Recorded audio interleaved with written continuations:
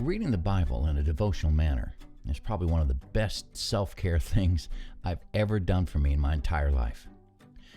I've come to discover that there's a central message in both that are connected. In the Old Testament, the one thing I'm learning as I'm going through that is that man's heart is deceitfully wicked above all things. And then when I go to the New Testament, the underlying message is when Jesus was asked, what's the greatest commandment? He said, love the Lord your God with all your heart, soul, and mind. And the second one is like unto it, love your neighbor as yourself. Upon these, all the law and the commandments hang. That's the central message of the New Testament. All the epistles are just amplifying one of those, love God or love your neighbor. How do you get from the point where your heart is deceitfully wicked to the part where you can actually love God with all your heart, soul, and mind and love your neighbors yourself?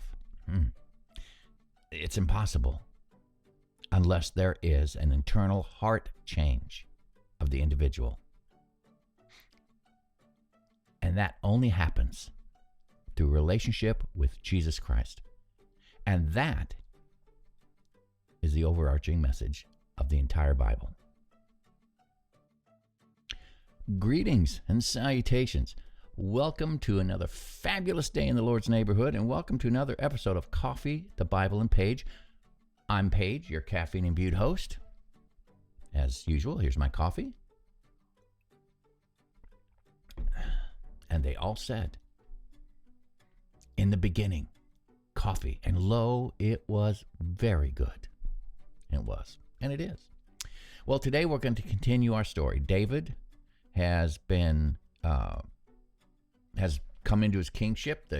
Israel and Judah have come together as now one nation again instead of split between Judah and Israel. Not always going to be the case.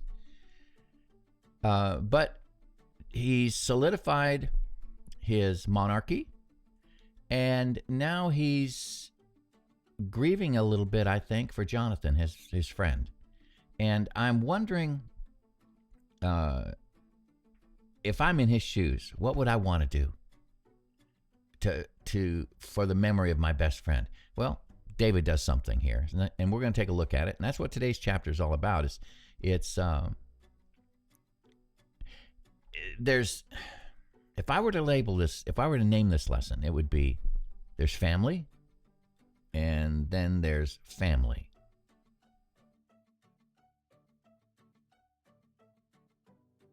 Chapter 9, David asked, is there anyone still left of the house of Saul to whom I can show kindness for Jonathan's sake?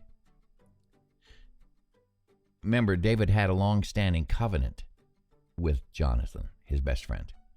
Now, there was a servant of Saul's household named Ziba. They summoned him to appear before David, and the king said to him, are you Ziba? At your service, he replied. Now, put yourself in Ziba's shoes for a minute. Saul's household, Saul's kingdom, was an enemy of David. And I can imagine that when King David summoned Ziba, he was probably a little nervous, probably didn't know what to expect.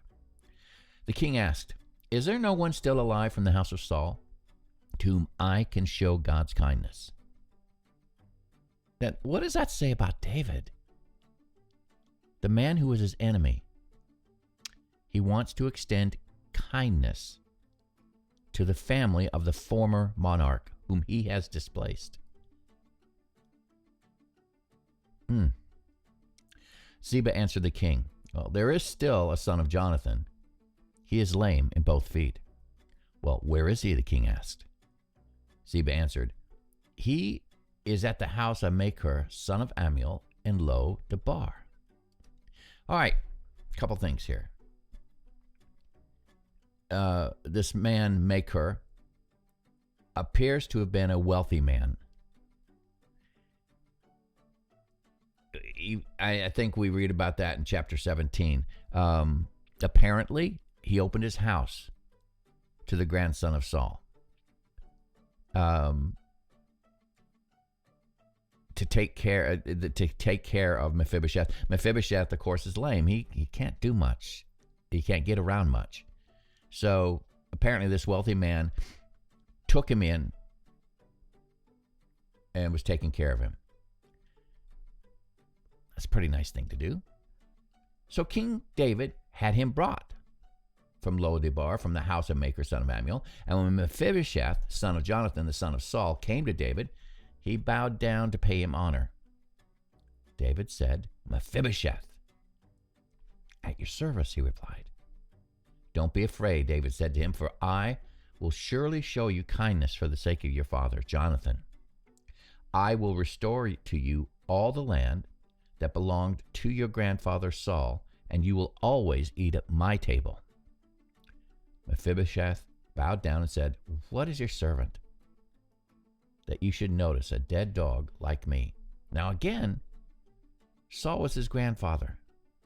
Saul was David's enemy. Can you imagine the trepidation that must have been in Mephibosheth when he faces the king?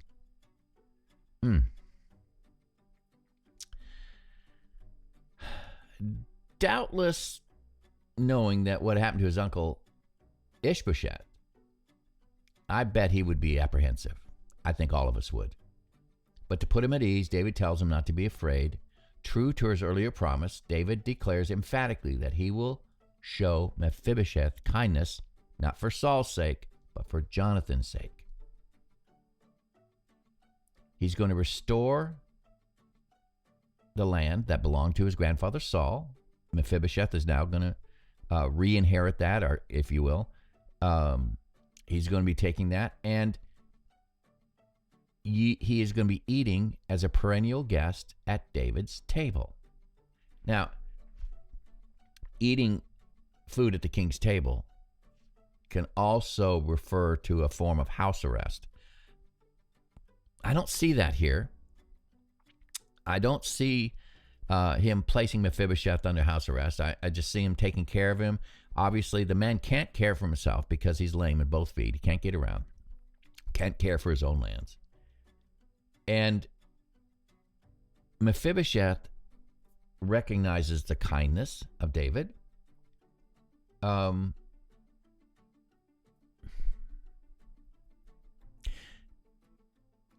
there's something here that we're going to have to consider here, and we'll see it here in a minute. It says here, David the king summoned Ziba, Saul's steward, and said to him, I've given your master's grandson everything that belonged to Saul and his family. He's talking about his familiar lands. He's not talking about the kingdom. He's talking about the land that Saul's family owned. You and your sons and your servants are to farm the land for him and bring in the crops, so that your master's grandson may be provided for, and Mephibosheth, grandson of your master, will always eat at my table. Now Ziba had 15 sons and 20 servants. All right, so Ziba was a man of means, and apparently with wealth comes influence and power, and David just basically told him, you're going to become a farmer, and you are going to be a servant to Mephibosheth. Now, between the time of Saul's death and this moment, the sense I get, Ziba was on his own, and Mephibosheth was on his own, and Ziba did not serve Mephibosheth. Now David's telling him, you're going to serve him. You're going to till his lands. You have land, but yeah, you're going to take care of his. Your servants are going to take care of Mephibosheth's land. Mephibosheth's land, and he's going to eat at my table. Now, something else is kind of interesting here. It says that he said that you and your sons are going to farm the land for him, bring in the crops, so the master's grandson will be provided for. So apparently David's not providing for Mephibosheth. He's going to let him eat at his table, yes, but Mephibosheth looks like is going to be paying his own way with the crops and the produce from his lands. The number of men assigned to tend the land shows the holdings are pretty extensive. Ziba had 15 sons, 20 servants. So apparently, Saul's holdings were impressively large. There's also the fact that Mephibosheth. This is a nervy move on David's part in one way. Mephibosheth is the heir to Saul's wealth, and also he's the heir to Saul's kingdom. He's a surviving heir to Saul's kingdom. And we're going to find out Mephibosheth has a son. So the grandson of Saul, who would be in line to be the next king because his brother's dead, or his son could be in line to be the next king of Israel if Mephibosheth couldn't rule. So David, by keeping Mephibosheth and his son close to him, is able to keep an eye on things. And we're going to find out this was a smart move on David's part. A few chapters down, we're going to find out that there is a very real possibility that some hijinks are going to be in play here concerning Mephibosheth and Ziba. Let's find out. Ziba said to the king, "Your servant will do whatever my lord the king commands his servant to do." So Mephibosheth ate at David's table like one of the king's sons. Now, Mephibosheth had a young son named Micah, and all the members of Ziba's household were servants of Mephibosheth. Ooh. And Mephibosheth lived in Jerusalem because he always ate at the king's table. He was lame in both feet. All right. So apparently, Saul had his land off where his ancestral lands were, and it wasn't in Jerusalem. Mephibosheth is staying in Jerusalem. Ziba and his sons and all the servants are working the land for Mephibosheth off wherever that land, Saul's lands were. And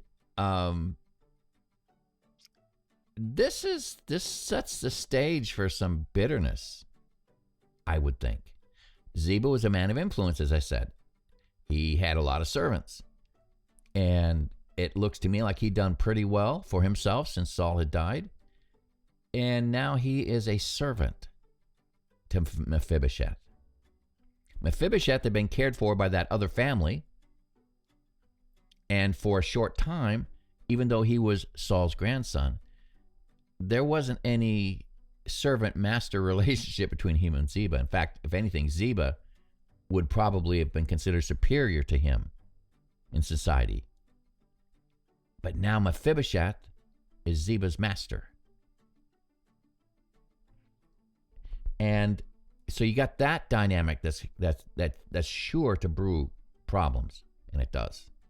And then you have David honoring his pledge to Jonathan, taking care of Mephibosheth and therefore his son Micah.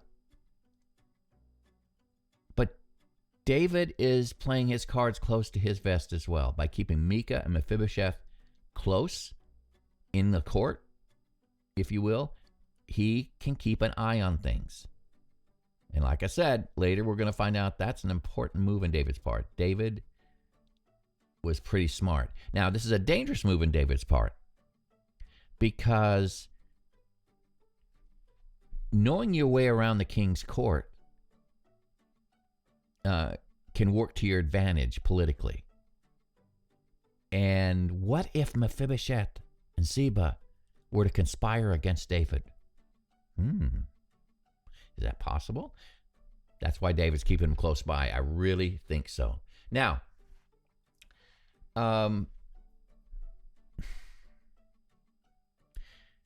this leads me to what I open up with, the fact that there's family and then there's family. David's family are ruling with him. One of the generals is his nephew, Abner. I'm sorry, Joab.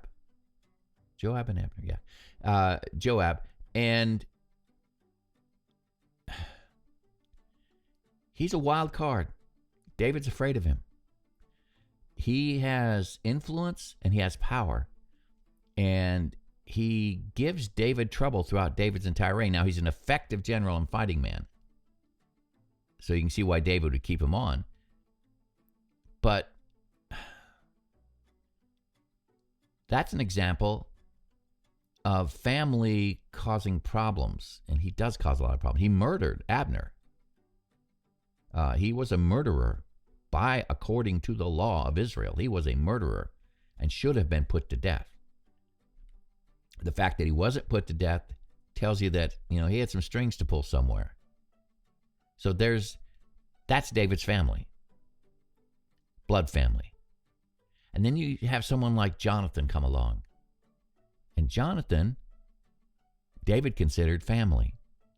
Not blood related, but they were as close as two brothers could possibly be. They were family. So there's family, then there's family. And David's loyalty to Jonathan's descendants is an extension of his love for Jonathan. David's loyalty to Joab has a foundation of, maybe, I don't know if fear is the word, but I would say concern. What's that old adage? Keep your friends close and your enemies closer. If David can't control Joab, he'll at least keep him close enough to keep an eye on him. And we're going to find out that's important too. And another thread is showing up again. David is where God told him he was going to be. David was told by God when he was 12, you're going to be king of Israel. Well, here he is. He's king of Israel. And oh my gosh, the complexities. It's not just about ruling the land, making decisions, judging the people, going out with armies, defeating enemies. You have to deal with the people in your own household. Anytime there's power or wealth involved, the vultures will circle. And I see it happening with David. He's consolidating his rule. And already he has Mephibosheth, he has Ziba, he has Joab. All of these to concern himself with. And later on we're going to see David, who has many wives and has many children through many wives. His blood family is going to almost kill him. So just because David is where God said he was going to be, no guarantee that place is going to be an easy place to stay. Wherever you are in your life, you're exactly where God wants you to be. And the promise that probably works best is the one that says, for I know the plans I have for you, the good plans, not evil. And all things work together for the good to those who are his called out ones. I believe Paul said that. And though that's the case, that doesn't mean it's easy street. I'm right where I need to be in my life right now. By all descriptions, I'm in a very, very good place, and I am. I'm grateful to God for that. I'm doing what he made me to do. I'm a musician. I'm a teacher. And I've retired from a lot of activity. And I'm more laser focused on my teaching now than anything else in my music. But that doesn't mean that what I'm doing makes my life easier. In a lot of respects, my life is more difficult because I'm self-employed. If I don't work, I don't get paid. What happens if I get sick? What happens if I get injured and can't work? If I don't work, I don't get paid. I get paid on a per lesson basis. So there's uncertainty. I'm where God wants me to be, but it's not an easy place. David was where God wanted him to be, and it's not an easy place. Now, unlike David, my family members aren't out to kill me. And for that, I'm grateful. My family members aren't out to steal from me. And for that, I'm grateful. But David, the thought occurred to me that you could look at any number of people who become famous, some quickly, overnight sensations, if you were, and how their lives change. They get a lot of money, yeah, and that's good. Money's good because my dad used to say, money isn't everything, but it's ahead of whatever's in second place. Money's good. But then all of a sudden you got these hangers-on, the vultures that are circling. And how many of these people have been ruined by people claiming to be family? But really all they want is a piece of the money. There's a famous artist, Eminem. I read a article about him the other day. And the guy that was writing this article said that he is really humble. And he's really, he's not a jackhat. Yet he has a relative who uses Eminem's name to bully people, to get his way, to get money, to get girls, whatever. It's that kind of family that you have to watch out for. And sometimes when you get to where God wants you to be, that will show you who your true family is. And sometimes your true family isn't necessarily blood. I have a brother-in-law. He's listening to this. I know he is. And we didn't know about him for 30 some odd. Glenda didn't know about him for 30 some odd years of her life. Long story. Tell you about it sometime. And yet he is probably one of the closest people in our lives. He and his wife and his son and their grandson, they are as much, if not more, family than my blood. He's not blood to me. But it doesn't matter. I know for a fact he would charge hell with a bucket of water and a squirt gun for me, and I would do the same for him. See, that's family.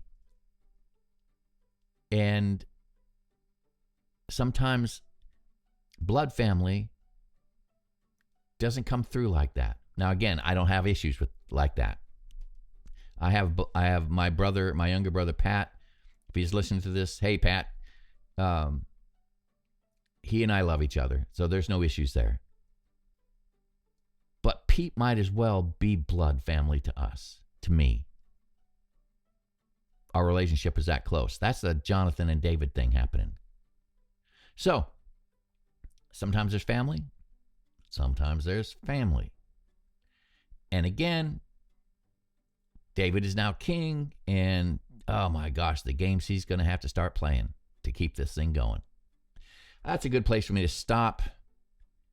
I hope you have a fabulous day.